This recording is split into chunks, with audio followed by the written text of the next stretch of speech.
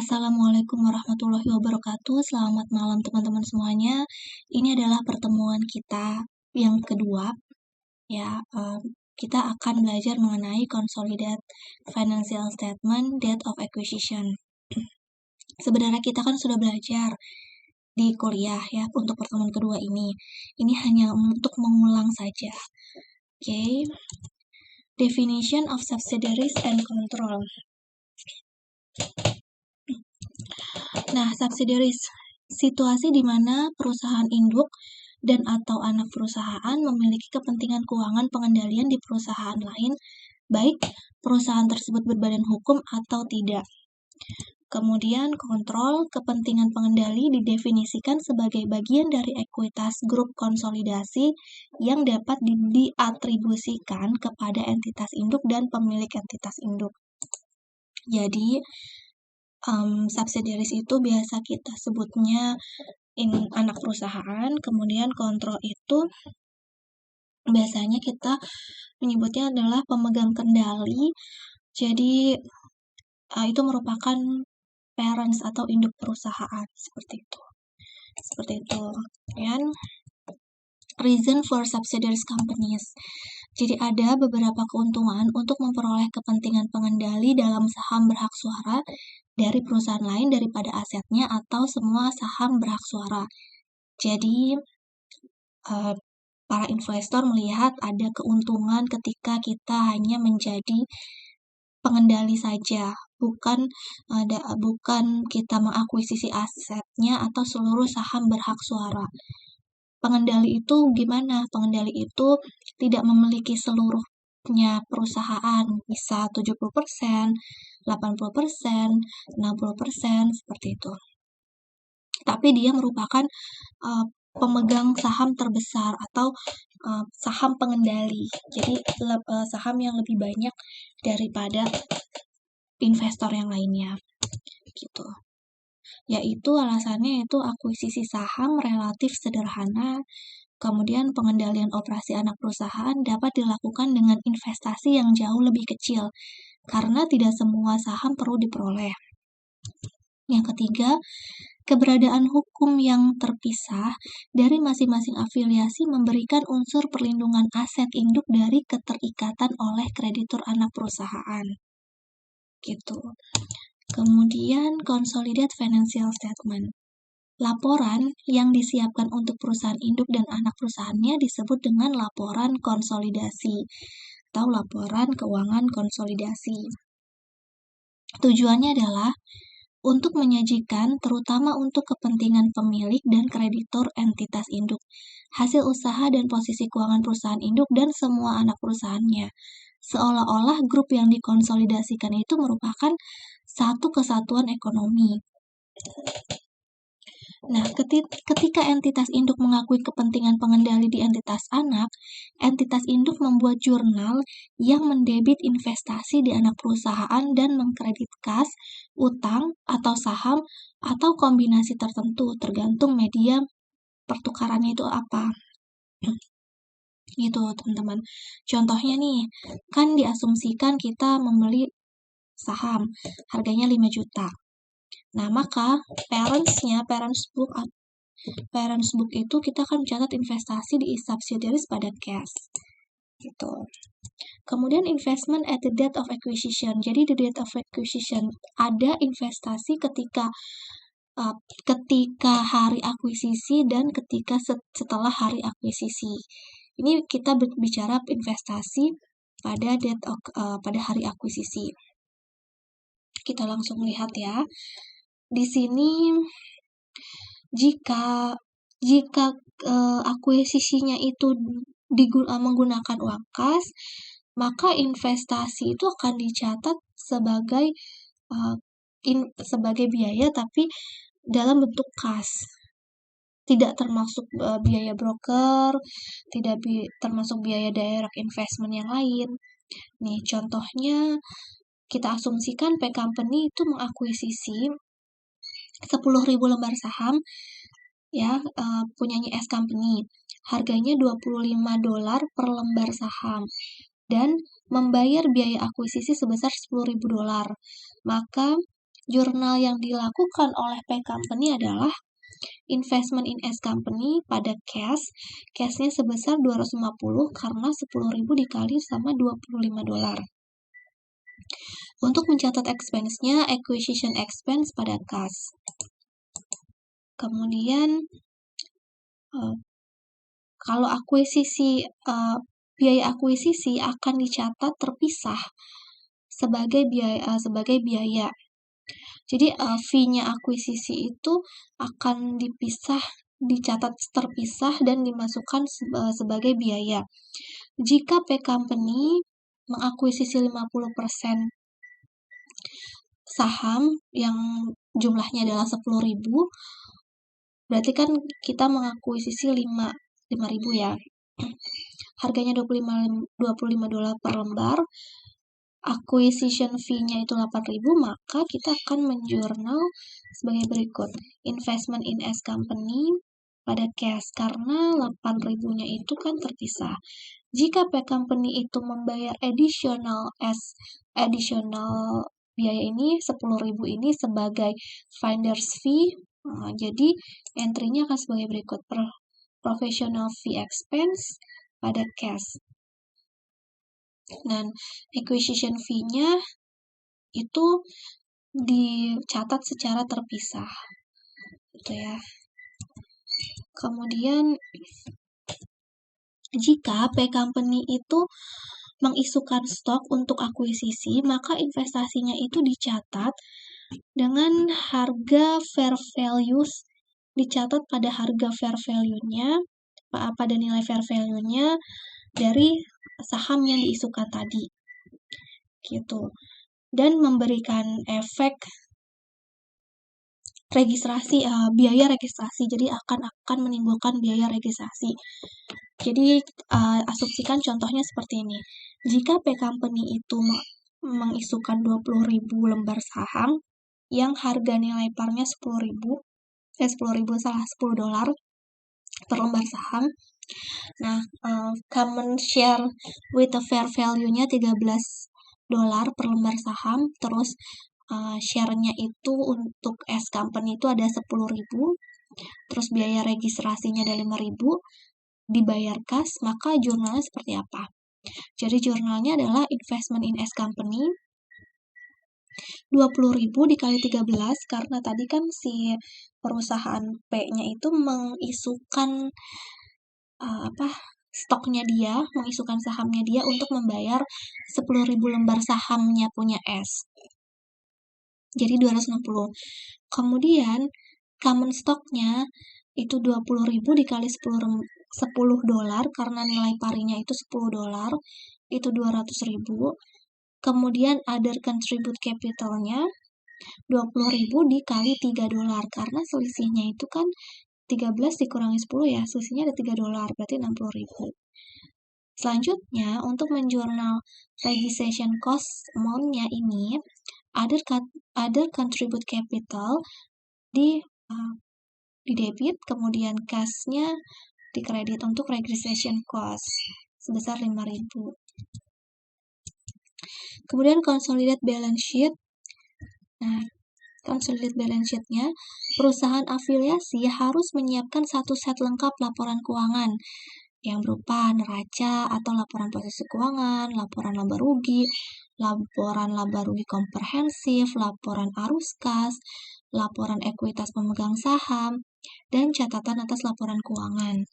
Tapi pada tanggal akuisisi satu perusahaan oleh perusahaan yang lain, laporan yang paling relevan adalah neraca konsolidasi. Jadi, memang perusahaan afiliasi itu akan menyiapkan satu set lengkap laporan keuangannya. Tapi pada saat tanggal akuisisi, satu perusahaan oleh perusahaan lain, ketika kita mengakuisisi, jadi the date of acquisition itu, maka laporan yang paling relevan adalah neraca konsolidasi. Maka dari itu kita akan membuat neraca konsolidasi. Neraca konsolidasi melaporkan jumlah aset dan kewajiban induk dan anak perusahaan seolah-olah mereka merupakan satu perusahaan. Gitu teman-teman. Aset dan kewajiban dijumlahkan secara keseluruhan, terlepas dari apakah entitas induk memiliki 100% atau kepentingan pengendali yang lebih kecil. Jadi nanti pada prakteknya, pada saat kita membuat neraca konsolidasi, itu mau kita punya 90% atau 100%, pokoknya kurang dari 100% atau lebih kecil dari kepentingan pengendali, neracanya akan terlihat menjadi satu, gitu teman-teman. Jadi dijadikan satu. Kemudian kepentingan non-pengendali akan tercermin sebagai komponen ekuitas pemilik. Jadi nanti kepentingan non-pengendali itu akan ada di kolom ekuitas, gitu. Jadi sebagai catatan kita, sebagai pembeda, sebagai informasi buat kita bahwa tidak semua ekuitas yang di situ adalah milik kita, tapi ada kepemilikan non-pengendali. Kepentingan ini dapat disebut sebagai kepentingan non-pengendali atas aset bersih atau sebagai kepentingan non-pengendali dalam ekuitas. Nah, ini biasanya disingkat sebagai NCI. Non-controlling interest ya, disebut NCI. Nah, ini ada akun-akun intercompany account to be eliminated. Jadi ini adalah akun-akun yang biasanya akan dieliminasi pada saat pembuatan neraca konsolidasi. Gitu. Di sini ada parents account, ini ada subsidiaries account. Teman-teman nanti bisa baca sendiri ya. Jadi ini investment in subsidiaries biasanya di-agenskan pada equity account. Kemudian intercompany receivable, agensnya ada receivable. Terus ada advances ya dari kepada subsidiaries, ini advances dari subsidiaries dan seterusnya. Teman-teman nanti bisa dilihat seperti ini.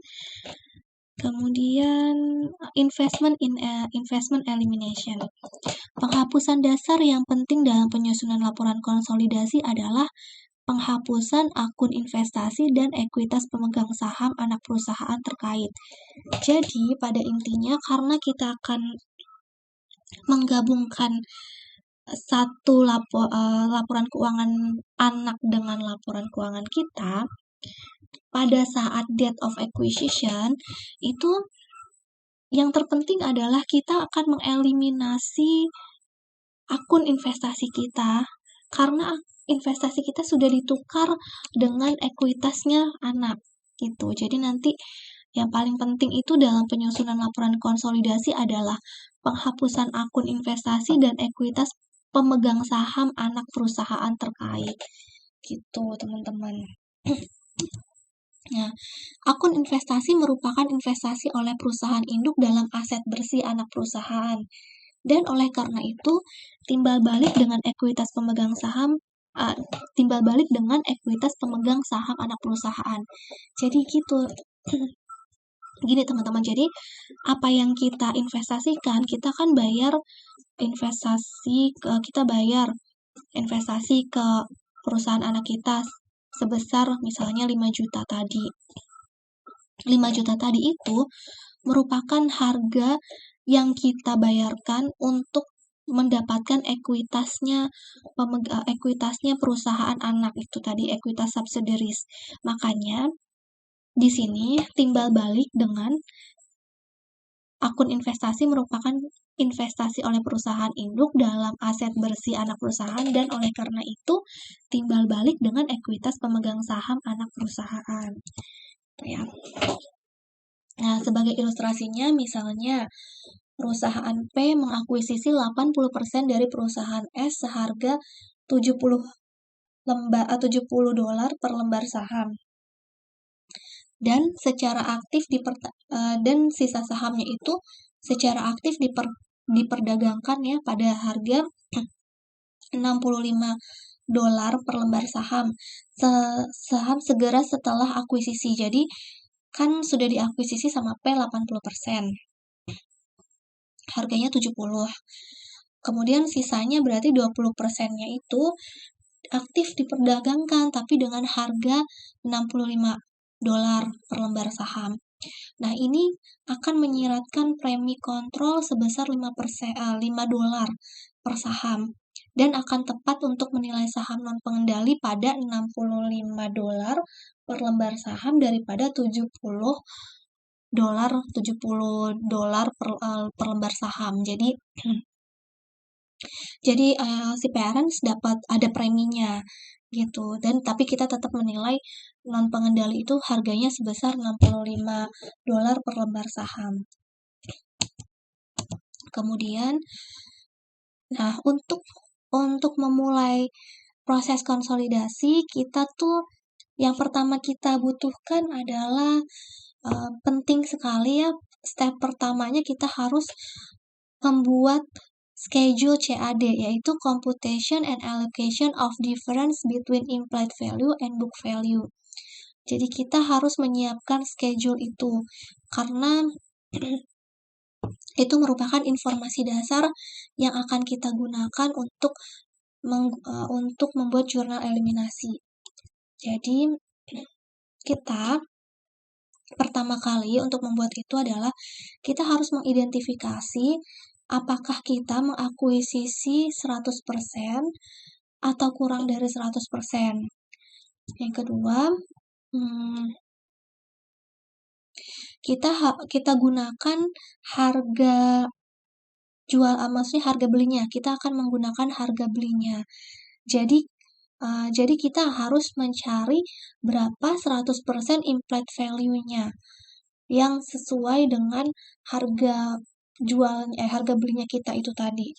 Jadi harga beli kita misalnya 5 juta tadi untuk 80%. Berarti kita harus mencari berapa 100%-nya implied value dari harga yang tadi kita implied value 100%-nya dari harga yang kita tadi berikan. Kalau 80% itu 5 juta, berarti 100%-nya itu berapa? Itu kita harus lihat dulu. Kemudian, bandingkan step yang kedua dengan harga dari book value-nya subsidiaries equity. Jadi gini ya teman-teman. Jadi kan tadi kan kita sudah dapat 100% harga implied value-nya itu berapa. Nanti dibandingkan sama book value-nya. Nah, ketika sudah dibandingkan dengan book value-nya, maka nanti akan muncul difference between book value and between implied value and book value. Gitu. Nah, di sini book value itu merupakan the book value of the equity adalah jumlah dari seluruh ekuitas account. Jadi ekuitasnya itu misal common stock-nya iya, additional contribute capital, return earning, etc. Pokoknya semua equity. Ya. Jadi book value-nya itu adalah penjumlahan dari semua equity-nya dari equity subsidiaries equity dari si subsidiaries atau ekuitas dari si anak perusahaan yang kita akuisisi itu. Ya, itu teman-teman. Nah, untuk implied value of subsidiaries equity itu rumusnya acquisition price dibagi sama percentage acquired. Jadi percentage jumlah yang kita akuisisi, persentase yang kita akuisisi itu berapa? Gitu. Nah, di sini ada ini ya teman-teman, ada bagan. Di sini misalnya akuisisi price-nya 585. Dia mengakuisisi 75%, dia mengakuisisi 75% pembelian. Jadi implied value-nya adalah yang 100%-nya. Jadi kalau misalnya 75%, jadi kalau 585 itu adalah 75%, berarti berapa 100%-nya? 100%-nya adalah 585 dibagi dengan 75%. Hasilnya 750. Ya, 780. Kemudian dibandingkan dengan nilai book value, misalnya nilai book value adalah 600. Kalau nilai book value-nya 600, berarti 780 dikurangi 600, ada difference, ada perbedaan 180. Nah, perbedaan 180 ini kita harus identifikasikan apakah itu untuk akun kita identifikasikan dan kita harus alokasikan itu ke akun-akun apa saja gitu. Kita harus mengalokasikan itu semua. Dan pada saat kita alokasi, gini teman-teman. Misalnya di sini kan contohnya adalah alokasi kepada land dan building ya. Karena ini kan under value. Jadi kalau ini kan kasusnya berarti kalau ini kan 780 kan implied value-nya, sedangkan book value 60. Berarti implied value lebih besar daripada book value. Difference-nya sebesar 180. Nah, 180 ini kita harus alokasikan ke aset-aset yang under value itu apa? Jadi aset-aset under value itu gini, ketika teman-teman beli aset, zaman dulu teman-teman beli aset terus teman-teman catat kan sesuai dengan harga belinya pada saat itu kan, berarti kan sekarang jadi nilai bukunya. Terus di saat ini ketika itu andai kata dijual, berarti kan harganya itu apakah turun apakah naik ya kan. Dan biasanya aset-aset yang harganya naik seiring berjalannya waktu, semakin lama semakin naik, itu biasanya tanah dan bangunan gitu. Tapi kita juga harus melihat harganya. Oh, ternyata nilai sekarang dari tanahnya itu kita 100 loh. Terus ini juga gedung kita ternyata sekarang tuh harganya tambahannya tuh 50 gitu. Ya udah berarti kita masukin 100 sama 50. Nah, tapi kan totalnya 150, sedangkan tadi ada perbedaannya 180, berarti kan masih ada sisa. Kelebihannya itu, residualnya itu, kita sebutnya goodwill, gitu ya teman-teman. Nah, kemudian di sini ada 3 kasus, ya, 3 kasus ini. 3 kasus pertama adalah ketika implied value sama dengan book value. Implied value sama dengan book value itu juga terdiri dari 2 kondisi. Kondisi yang 100% subsidiaries dimiliki dan kondisi di mana parents itu memiliki kurang dari 100%. Kemudian kasus yang kedua, implied value lebih besar daripada book value. Ada 2 kondisi juga ketika parents-nya punya 100% dan ketika parents-nya punya kurang dari 100%. Kasus yang ketiga itu adalah implied value lebih kecil daripada book value. Dengan kondisi sama, ketika parents-nya punya 100% dan ketika parents-nya punya kurang dari 100% gitu teman-teman. Nah, kita akan membahas sampai dengan case 1 dulu, nanti case 2 dan case 3 akan dibahas di pertemuan ketiga ya teman-teman. Nah, ini adalah balance sheet P companies dan S companies. Ini ada keterangan neraca untuk P company dan S company sebelum P company mengakuisisi S company. Gitu. Kemudian untuk kasus yang pertama, implied value sama dengan book value dan ini akuisisinya 100%. Jika harga pembelian sama persis dengan nilai buku ekuitas yang diperoleh, akun investasi dari neraca saldo induk akan dieliminasi secara bersih terhadap akun ekuitas anak perusahaan. Gitu ya. Jadi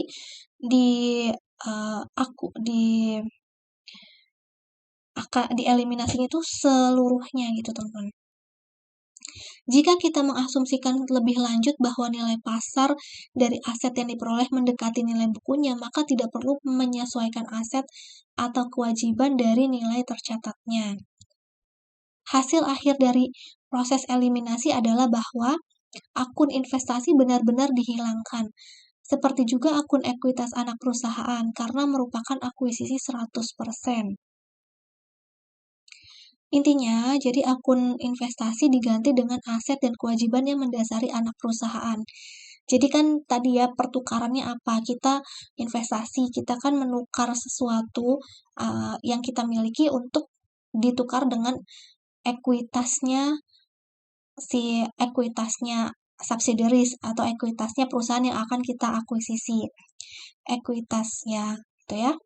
Kemudian Untuk mengilustrasikannya, asumsikan bahwa 1 Januari 2013, P Company itu mengakuisisi semua outstanding stoknya perusahaan S, yaitu sebesar 5.000 lembar saham dan dibayar cash harga sejumlah 80.000.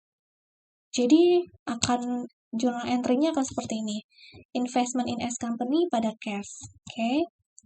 Kemudian untuk computation and allocation difference between implied and book value schedule-nya sama ya, ini ada poin-poinnya. Kita akan buat ada kolom parent share, kolom non-controlling share, kemudian kolom total value.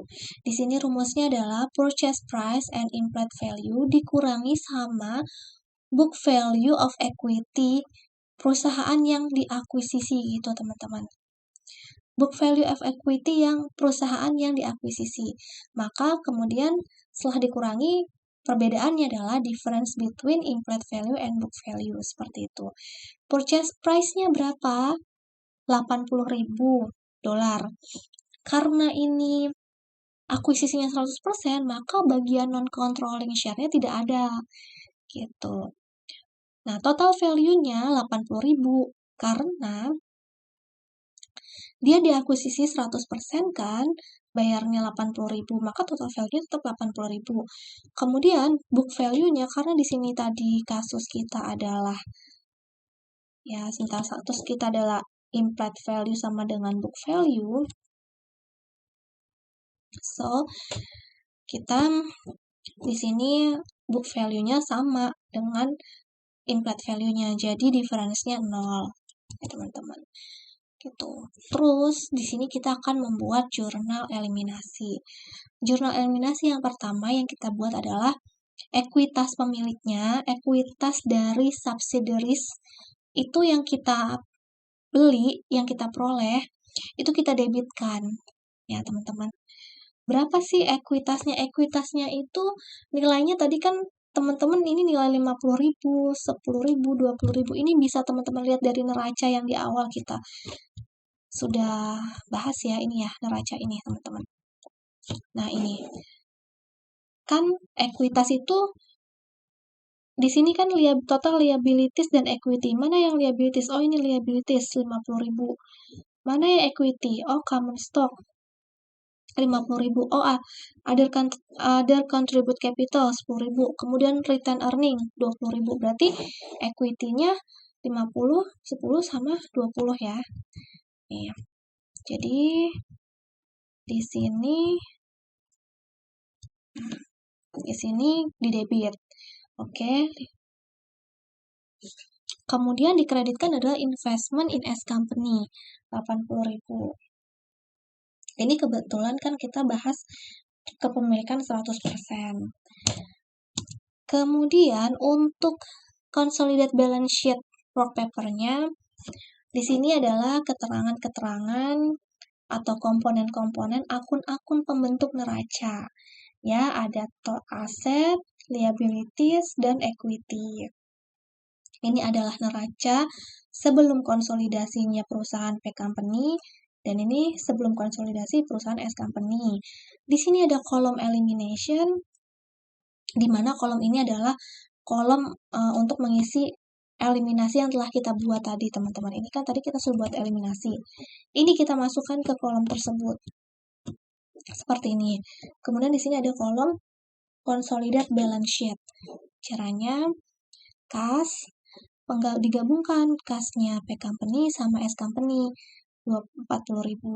Kemudian other current asset 140 tambah 50 berarti 190 dan seterusnya ya sampai land. Di sini ada investment in S company. Karena dieliminasi jadi 0 ya, teman-teman. Maka total asetnya 450.000. Menghitung total aset itu vertikalnya teman-teman 40 ditambah 190 ditambah 160 ditambah 60. Oke, jadi 450. Kemudian liabilities-nya ditambah 60 tambah 50 jadi 110. Nah, ini tersisa ekuitas. ekuitasnya subsidiaries itu kan dieliminasi. Berarti seluruh ekuitas subsidiaries itu dienolkan. Ya, dieliminasi. Jadi yang akan muncul di konsolidasi hanyalah komponen ekuitas dari perusahaan parents. Dari parents company, yaitu common stock-nya parents 200.000, other contribute capital-nya parents 40.000, retain earning-nya parents 100.000 gitu ya. Seperti itu. Oke, selanjutnya maka totalnya jumlahan vertikal juga 450 total liabilities dan equities. Gitu. Nah, note the following on the work paper. Jadi, investment account and related subsidiary stockholders equity have been eliminated. Ya, jadi harus dieliminasi akun investasi dan akun yang berhubungan dengan stakeholders equity. Gitu. Karena nanti subsidiary companies net asset itu disubstitusi untuk akun investasi. Kemudian consolidated asset and liabilities consist of the sum of the parents and subsidiaries asset and liabilities in each classification. Jadi itu aset sama liabilitiesnya merupakan penjumlahan teman-teman dari parents dijumlah dengan subsidiaries gitu. Kemudian consolidated stockholders equity is the same as the parents company's equity. Oke. Jadi stockholders jadi konsolidasi stockholders konsolidasi itu nanti akan sama gitu teman-teman antara parents dengan subsidiaries, jadi sudah sama. Jadi seperti satu kesatuan economic entity gitu ya. Nah, untuk kasusnya yang pertama. Kasus yang pertama adalah implied value. Tadi kan kasus yang pertama kasus pertama juga, tapi kondisinya adalah kondisi di mana ownership-nya itu adalah 100% ya kan. Nah, sekarang kondisi di mana kepemilikannya itu kurang dari 100%. Nah, maka akan muncul akun non-controlling interest. Akun non-controlling interest ini adalah pemegang saham minoritas. Jadi pemegang saham minoritas gitu teman-teman. Jadi misalnya teman-teman akuisisi 80%, berarti 20%-nya itu punya pemilik saham minoritas atau non-controlling interest. Nah, muncul juga kan controlling interest. Controlling interest ya tadi parents tadi tuh yang mengendalikan. Karena dia punya sebagian besar sahamnya gitu. Dalam situasi ini, neraca konsolidasi akan tetap mencerminkan gabungan aset dan kewajiban induk dan anak perusahaan secara keseluruhan. Untuk menyeimbangkan, kepentingan ekuitas akan dipisahkan menjadi ekuitas kepentingan non-pengendali dalam aset bersih dan akun ekuitas kepentingan pengendali biasa.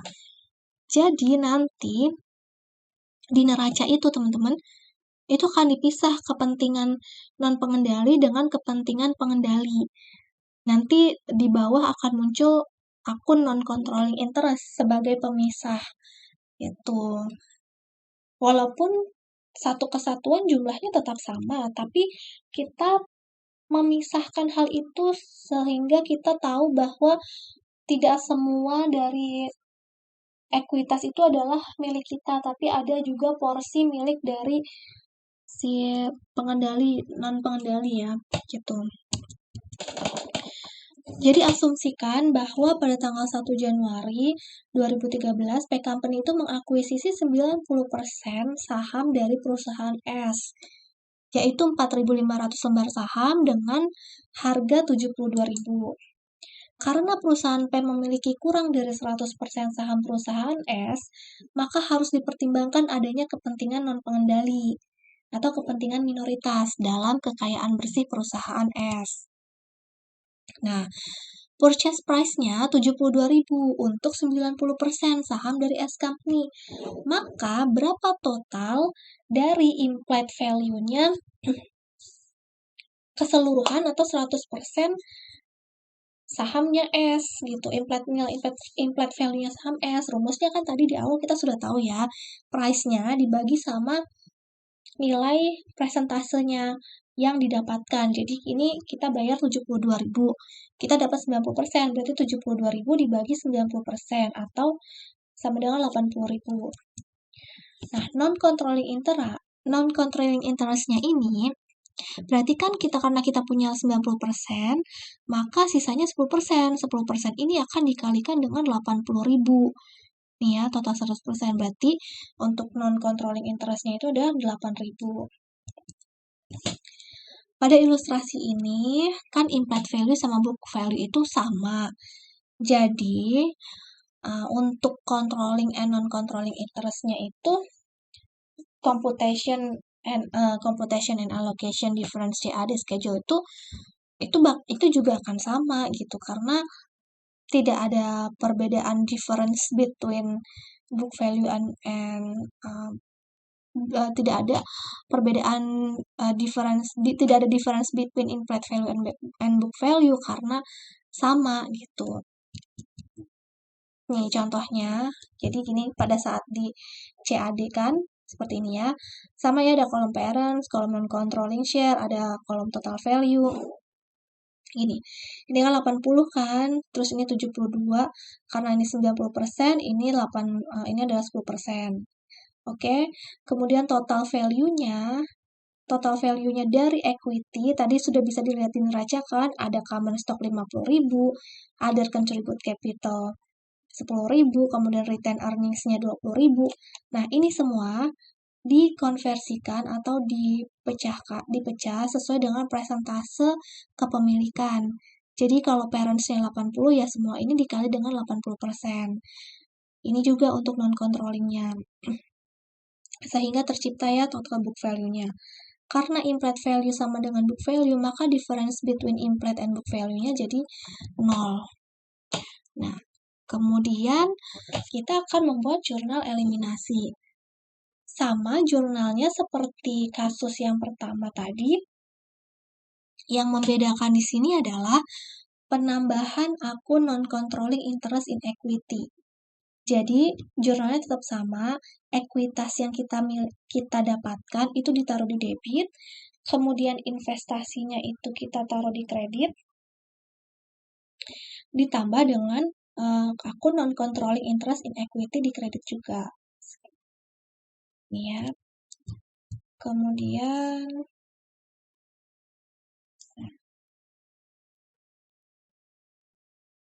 jadi 100% dari 100%-nya itu kan kita 90% di-agenskan ke investment account yang 10% ini. Yang 10% ini punyanya si non-controlling interest. Gitu. Tujuan dari neraca konsolidasi ini untuk melaporkan sumber daya bersih di bawah kendali satu manajemen dan manajemen perusahaan P secara efektif mengendalikan semua sumber daya perusahaan S karena dia memiliki 90% karena dia mengendalikan. Nah, dengan demikian semua aset dan kewajiban perusahaan S digabungkan dengan aset dan kewajiban perusahaan P pada neraca konsolidasi. Dan kepentingan non-pengendali itu ini mewakili kepentingan pemegang saham non-pengendali atas aset bersih yang merupakan komponen terpisah dari ekuitas pemegang saham. Terpisah gitu teman-teman. Jadi nih bentuknya seperti ini. Ini kan sama nih. Kolomnya tetap sama, ini adalah komponen-komponen dari neraca, teman-teman sudah tahu, jadi neraca sebelum konsolidasi, kemudian ini kolom eliminasi, ditambah dengan kolom non-controlling interest, dan di sini ada kolom konsolidasi, gitu ya. Jadi sama, kita masukin dulu nilai-nilai eliminasinya, kemudian kita tambahkan seperti biasa. Jadi asetnya ditambah dengan kewajibannya. Jadi itu ya, penambahan jadi asetnya S company ditambah aset P company ditambah aset S company. Kewajiban P company ditambah kewajiban S company. Ya, sama ya. Untuk investasinya 0 kan karena dieliminasi. Dan untuk ekuitas ekuitasnya subsidiaries pasti 0. Yang tertinggal hanyalah ekuitas dari parents. Dan di bawah ini karena dipisahkan ya teman-teman, tadi kan sudah ada terpisah dari ekuitas pemegang saham, maka di sini terpisah nih teman-teman. Non-controlling interest itu 8.000. Kita taruh di sini. Ya. Ini untuk memisahkan dan memberikan kita informasi bahwa ini ada 8.000 yang bukan milik kita. Itu ya teman-teman. Ya, sekian slide kita, pembelajaran kita yang kedua. Semoga bermanfaat ya teman-teman. Semangat terus dalam belajarnya. Kita akan ketemu lagi di pertemuan keempat. Karena pertemuan ketiga kan kita sudah tadi hari ini. Terima kasih teman-teman. Selamat malam.